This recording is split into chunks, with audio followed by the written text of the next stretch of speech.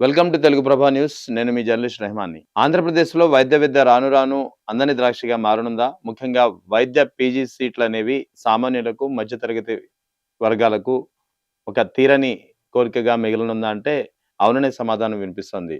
ఆంధ్రప్రదేశ్‌లోని కూటమి ప్రభుత్వం వైద్య విద్యా కోర్సులకు సంబంధించి రోజు రోజుకు సామాన్య మధ్య తరగతి ప్రజల వర్గాల విద్యార్థులకు ప్రతికూలంగా నిర్ణయాలు తీసుకుంటూ ముఖ్యంగా కార్పొరేట్ ఏదైతే మెడిసిన్ విద్య ఉందో, ఈ మెడిసిన్ విద్య ఉన్నత వర్గాలకే అనుకూలంగా మార్చే దిశగా ప్రయత్నాలు చేస్తుంది. ఇప్పటికే గత ప్రభుత్వం తలపెట్టినటువంటి 17 మెడికల్ కళాశాలలో ముఖ్యంగా 6 మెడికల్ కళాశాలలు ఇప్పటికే విద్యా సంవత్సరం రన్నింగ్‌లో ఉన్నాయి. తరగతులు జరుగుతున్నాయి.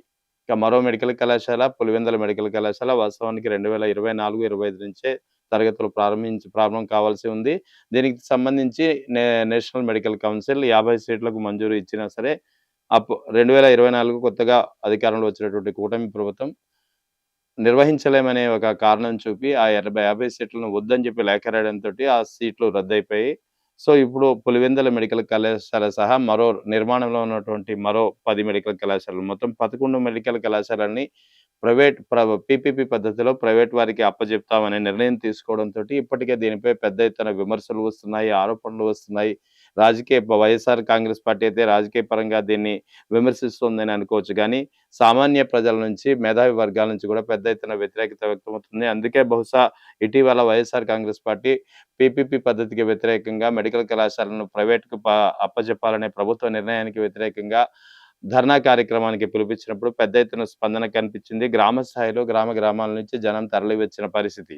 సో, ఇన్ని జరుగుతున్నా సరే కూటమి ప్రభుత్వం యథేచ్ఛగా తన అనుకున్న నిర్ణయాలని దిశగా ముందుకు పోతోంది. ముఖ్యంగా ప ప్రై వైద్య విద్యను సామాన్య మధ్య తరగతి ప్రజలకు అందకుండా చేసే ప్రయత్నాలు చేస్తూనే పోతుందనే విమర్శ లేకపోలేదు. ఎందుకంటే ఇప్పుడు తాజాగా ఇప్పటికే పీపీపీ పద్ధతిపై పెద్ద ఎత్తున విమర్శలు వస్తున్నాయి. దీని గురించి మనం తెలుసుకున్నాం గతంలో కూడా. ఇప్పుడు కొత్తగా వైద్య విద్యలకు సంబంధించినటువంటి పీజీ సీట్లు.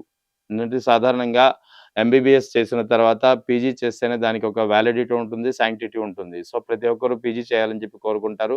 అటువంటి దేశవ్యాప్తంగానే పీజీ సీట్లు చాలా తక్కువగా ఉన్న పరిస్థితి. ఎంబీబీఎస్‌లో నీట్ ద్వారా సీట్ రావడం, నీట్ యూజీ ద్వారా సీట్ దక్కించుకోవడం ఒక ఎత్తైతే, ఎంబీబీఎస్ పూర్తయిన తర్వాత నీట్ పీజీ ఎంట్రన్స్ ద్వారా పీజీ పీజీ విద్యకు సంబంధించినటువంటి సీటు దక్కించుకోవడం అనేది మరో పెద్ద ప్రహసనంగా ఉంటుంది ప్రతి ఒక్కరికి.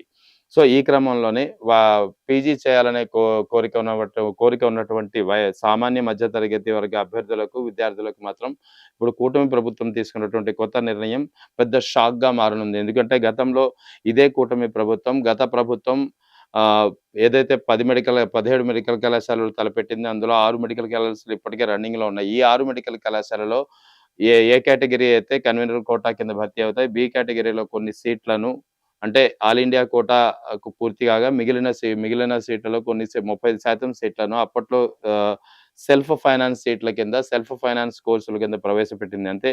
అంటే బి కేటగరీలో ఒక అడ్మిషన్ పొందాల్సినటువంటి విద్యార్థులు ఏడాదికి వైద్య విద్యకు అయ్యే ఖర్చును తామే భరించుకోవాల్సొస్తుంది అన్న విధంగా అప్పట్లో 107, 108 2 జీవోలని అప్పట్లో ఉన్నటువంటి వైఎస్ జగన్ ప్రభుత్వం తీసుకొచ్చింది.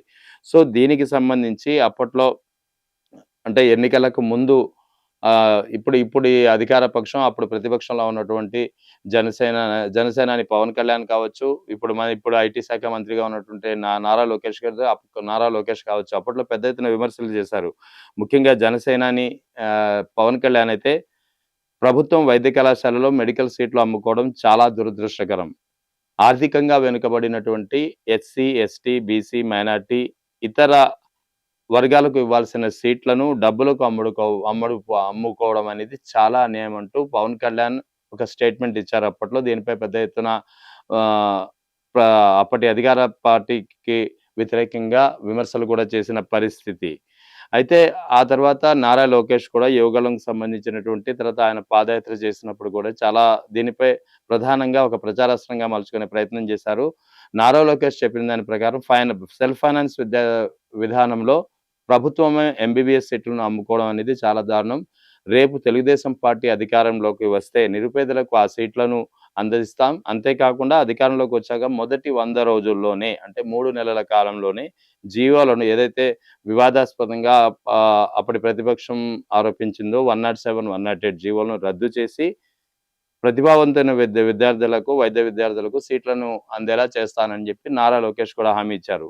సో, ఇది ఓవరాల్‌గా జరిగిన పరిణామం. అంటే ఇక్కడ గతంలో ఎంబీబీఎస్ సీట్లను సెల్ఫ్ ఫైనాన్స్ విధానంలో అప్పజే తీసుకుంటేనే అప్పటి ప్రభుత్వంపై ఇప్పటి అధికార పార్టీ, అప్పటి ప్రతిపక్షం నేతలు పెద్ద ఎత్తున విమర్శలు చేశారు, దాడికి చేశారు. ఎన్నికల్లో దీన్నే ఒక ప్రధాన ప్రచారాస్త్రంగా మలుచుకున్నారు.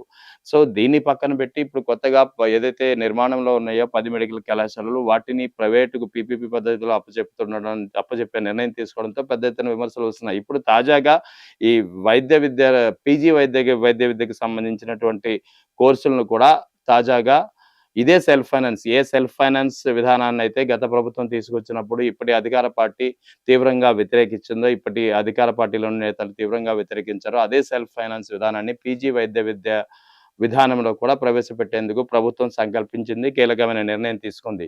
అసలు ఈ పీజీ వైద్య సీట్ల భర్తీ అనేది ఎలా జరుగుతుందంటే, వాస్తవానికి సపోజ్ ఒక 100 సీట్లు ఉన్నాయనుకోండి.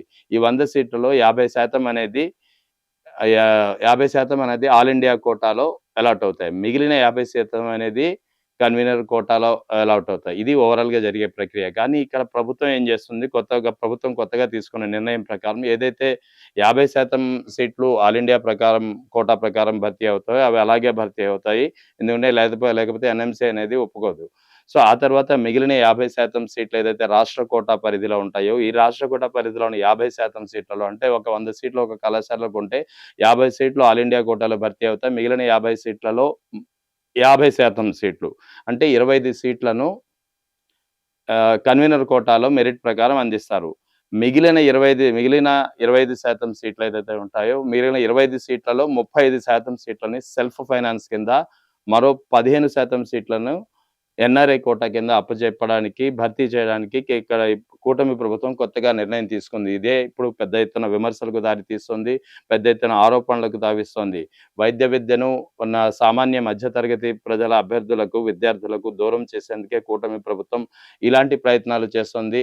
ముఖ్యంగా ప్రైవేట్ యాజమాన్యాలకు, ప్రైవేట్ భాగస్వాములకు వైద్య కళాశాలని ధారాదత్తం చేసేందుకు ఇటువంటి నిర్ణయాలు తీసుకుంటుందనే విమర్శ, ఆరోపణలు మరోసారి పెద్ద ఎత్తున వస్తున్నాయి. సో, కూటమి ప్రభుత్వం ఇప్పటికైనా ఇటువంటి పేద మధ్య తరగతి విద్యార్థులు అభ్యసించాలనే కోరిక ఉన్నటువంటి పేద మధ్య తరగతి వైద్య విద్యార్థుల యొక్క ఆలోచనలను వాళ్ళ యొక్క ఆశలను వమ్ము చేసే నిర్ణయాలకు దూరంగా ఉంటే మంచిది. ఎందుకంటే ఇప్పటికే వైద్య విద్య అనేది చాలా కాస్ట్‌లీగా మారుతుంది. వైద్య విద్య అభ్యసించడం ద్వారా వైద్య విద్య అనేది నలుగురికి అందుబాటులోకొస్తుంది. సామాన్యులకు కూడా ప్రభుత్వ వైద్యం తక్కువ ఖర్చులో దొరుకుతుందనేది ఒక ప్రధానంగా ఉన్నటువంటి మాట. అయితే కూటమి ప్రభుత్వం తీసుకుంటున్నటువంటి ఈ తరహా నిర్ణయాలు భవిష్యత్తులో సామాన్య మధ్య తరగతి వర్గాలు వైద్య విద్య చేయాలంటేనే భయపడే పరిస్థితి ఏర్పడకపోవచ్చు.